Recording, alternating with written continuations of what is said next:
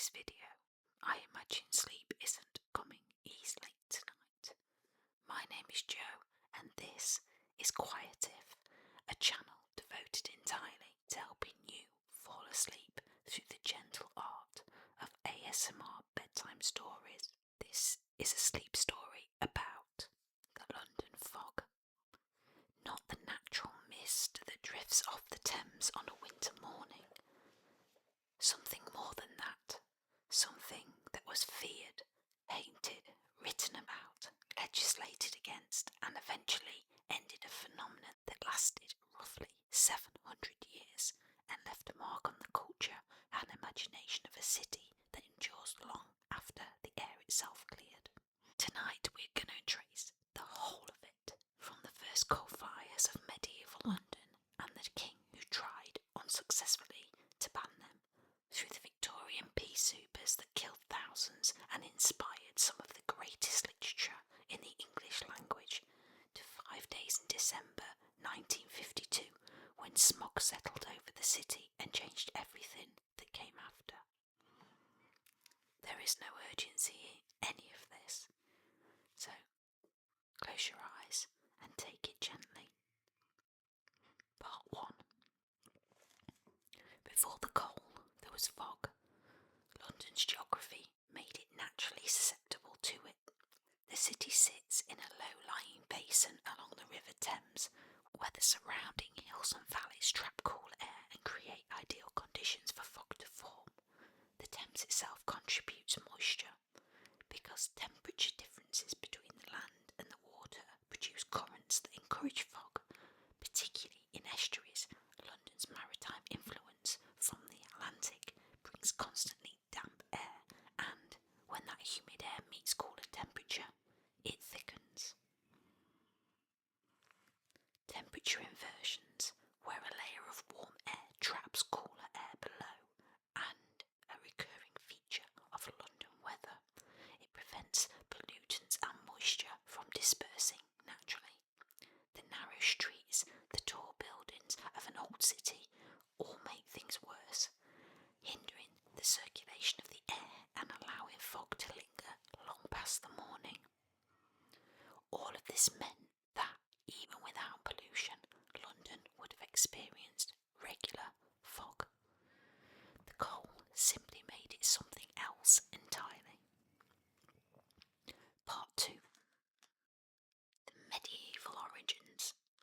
London has burned wood until approximately the 12th century, when the forest shrank and the wood became scarce and expensive.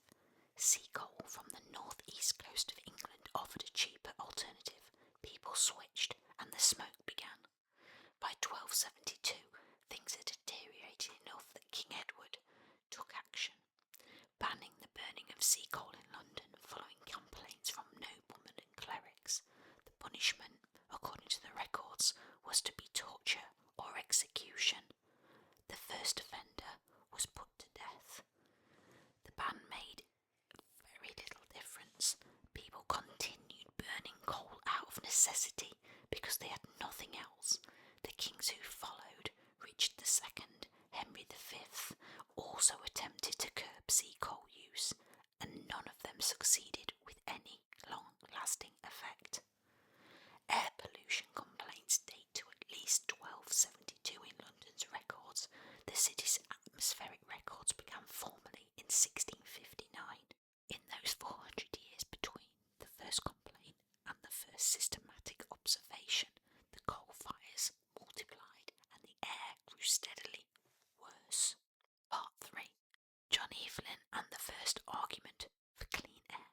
In 1659, a man named John Evelyn, diarist, advisor to King Charles II, and one of the most curious and observant men of his age, described London in a satirical work as engulfed in, as he put it, such a cloud of sea coal as if there was a resemblance of a hell upon earth. 2 years later, in 1661, he published something more formal and more consequential, a pamphlet titled Fumi Fagumium. He presented it to Charles II in person. The title translates roughly as smoke dispersal, or the inconvenience of the air and smoke of London cleared away. Considered one of the earliest known works on air pollution, it named the culprit industries, the brewers, dryers, soap and salt boilers, lime burners, and proposed removing them from the capital entirely, replacing them with fragrant vegetation to sweeten the city's air. Evelyn also noted, with characteristic precision, that almost one half of them who perish in London die of pulmonic distempers, diseases of the lungs, in an era even before anyone had a word for air pollution's role in causing them. Charles II asked him to prepare a bill for Parliament, and it was dropped by 1662. Fiumi Fecunium was reprinted in 1772 and then again in 1930 during a debate about the sitting of Chelsea's power station, finding fresh relevance each time it was rediscovered because the problem it described had not been solved. Part 4. The Victorian pea-souper. By the Victorian era, the fog had become something almost legendary and something genuinely deadly. In an ordinary London winter, more than 1 million coal fires burned simultaneously across the city, producing a fog that was not grey, or not only grey. It ranged from yellow to green to black, depending on the particular mix of pollutants in the air. People described it as tasting and smelling of sulphur, of coal tar, of something they struggled to find words for. By the 1880s, London experienced approximately 60 serious fog events per year. The worst of the Victorian fog arrived in December 1873, known with a certain grim specificity as the Cattle Show fog. Over 3 days, approximately 700 excess deaths were recorded, of which at least 500 were attributed directly to the fog. 268 people died of bronchopneumonia specifically. 19 people drowned, having walked unsighted into the Thames, the docks, or the canals, simply because they could not see where they were going. The death rate across London rose 40% above normal. The fog also killed the Queen's prize bull at the Cattle Show, which is how it got its name. Then, in 1879, a fog arrived in November and did not lift until March. 4 consecutive months of reduced sunlight and acrid air. Part 5. What the fog was made of. The Victorian pea-souper was, chemically speaking, a compound catastrophe. Coal combustion produces sulphur dioxide, and in London's damp atmosphere, that sulphur dioxide was converted to sulphuric acid, a far more dangerous compound that burned lung tissue directly. The smog also contained carbon monoxide, fine subparticles, nitrogen oxides, and various other combustion byproducts. Temperature inversions acted as a lid above a cooler, polluted air, preventing this mixture from dispersing.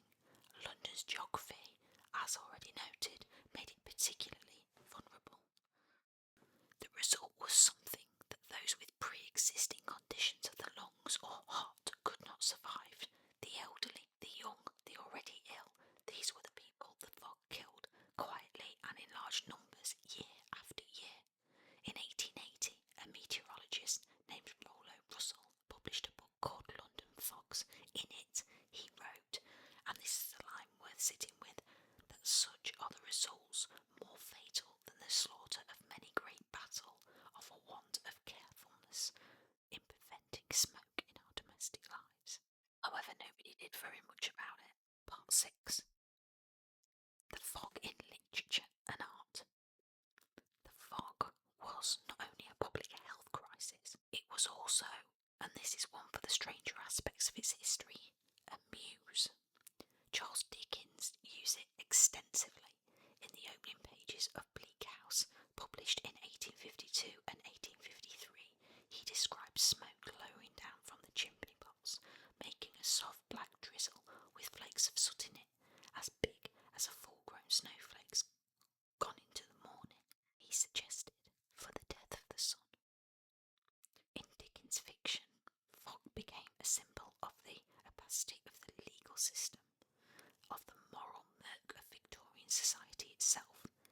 called Smoke in one passage, London Ivy. Arthur Conan Doyle used it in Sherlock Holmes stories, where fog functions as a veil of concealment for crime, for social transgression, and the city's darker workings. In Robbie Louis Stevenson's The Strange Case of Dr. Jekyll and Mr. Hyde, published in 1886, fog-shrouded London reinforces the novel's themes of duality and concealment. Joseph Conrad used it in The Secret Agents. T.S. Eliot opened The Love Song of J. Alfred Prufrock, published in 1915, with the image of a yellow fog rubbing its back upon the window panes, compared to a cat. The fog, in other words, had become a language, a way of saying things that couldn't otherwise be said. And then there were the painters. J.M.W. Turner had captured London's atmospheric effects decades earlier, his canvases dissolving buildings and bridges into pure light and vapour, but it was Claude Monet who would make the fog legendary. Claude Monet first visited London in 1870, fleeing the Franco-Prussian War. He returned in 1898 and again in 1899, 1900 and 1901, staying at the Savoy Hotel and painting from his balcony. Waterloo Bridge, Charing Cross Bridge, crossing the river to St Thomas's Hospital to paint the Houses of Parliament from across the water. In letters to his wife Alice, he wrote, "I so love London. Without the fog, London wouldn't be a beautiful city. It's the fog that gives it its magnificent breadth. Its regular and passive blocks become grandiose within that mysterious cloak." To a journalist in 1901, he put it this way: "The fog assumes all sorts of colours. There are black, brown, yellow, green and purple fogs. And the interest in painting is to get the objects seen through all these fogs." The surviving London series compromises 94 paintings, 41 of Waterloo Bridge, 34 of Charing Cross Bridge, 19 of the Houses of Parliament. In 1903 he wrote to his dealer that he could not send a single canvas of London, that it was indispensable to have them all before him, and that not one was definitely finished. 37 of the London paintings were exhibited in Paris. The exhibition he intended to hold in London during his lifetime never took place. In September 2024, a gallery in London brought together 21 of the Thames paintings for the first time since that original Paris show. Scholars have noted a paradox. The worst fog years historically were not the worst fog years artistically documented. Monet arrived, in a sense, at the moment the fog was already, very slowly, beginning to clear. The thing that captivated him, that beautiful, murderous, sulphurous light, was already lessening. Part 7. Naming the problem. In 1905, the treasurer of the Coal Smoke Abatement Society presented a paper at a public health congress in London. He used a word that was not precisely new. It had appeared in a Santa Cruz publication in 1880 and in the Sporting Times in 1881, but his use of it at a public formal gathering gave it currency. The word was smog, a blend of smoke and of fog. The 26th of July 1905 edition of the Daily Graphic reported the event. The following day, it stated that the researcher had done a public service in coining a new word for the London fog. Having a word for something is not the same as solving it, but it is the beginning of being able to argue about it in public. Part 8. The Great Smog of 1952. On Friday the 5th of December 1952, a fog settled over London. It did not live for 5 days. Several things converged at once. Unusually cold weather had led to exceptional coal burning across the city. A high-pressure weather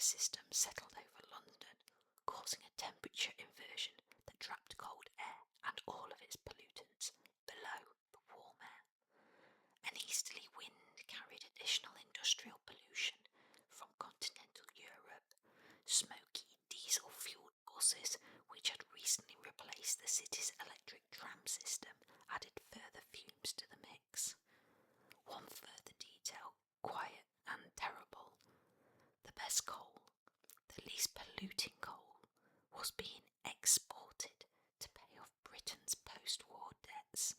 Londoners were left with cheaper, more sulphurous coal. In the densest areas, pedestrians could not see their own feet. In the Isle of Dogs, the fog was particularly impenetrable. People navigated by creeping along building walls. Above ground public transport ceased. Ambulances could not run. People bought themselves to the hospital. The smog penetrated the Sadler Wells Theatre during a performance of La Traviata. The audience could not see the stage from the stalls, and the performance was abandoned. The smog layer rose up 200 metres deep, composed largely of the sulphuric acid and the product of sulphur dioxide, converted into the moist winter air, and it burned lung tissue directly. Those with pre-existing respiratory or cardiac conditions, the elderly and the very young were the most vulnerable. Part 9. The aftermath. The government was slow to respond. A reluctance to acknowledge that the smog's cause was pollution from solid fuels rather than simply bad weather persisted for some time. Public pressure led to the formation of the Beaver Committee, chaired by Sir Hugh Beaver, in July 1953, the first formal government acknowledgement that something other than the weather was responsible. On the 5th of July 1956, the Clean Air Act received royal assent, the first legislation to regulate both domestic and industrial smoke emissions in Britain. It established smokeless areas, restricted the burning of coal in urban zones, and provided government grants for households to convert to cleaner heating. By 1970, London had covered 75% of the city with smoke control orders. The results were measurable: 100-fold decrease in atmospheric particulate levels. Age-specific death rates of men in Greater London fell by almost half following the legislation. More sunlight reached the city, particularly in winter. Urban flora and fauna recovered. The monumental architecture was cleaned. A further deadly fog in 1962 killed approximately 750 people, fewer than the 1952 fog, but evidence that the problem had not entirely gone.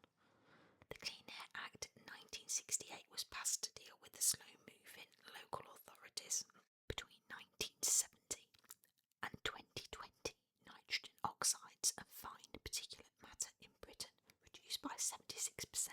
By the 1980s, the skies over British cities had substantially cleared. The last true pea-souper, the last great yellow, acrid, days-long London fog, was the Great Smog of 1952. That's all for tonight. I hope it was enough to carry you somewhere quiet. If you're still awake, that's perfectly alright. Simply close your eyes, let your breathing slow, and let everything else settle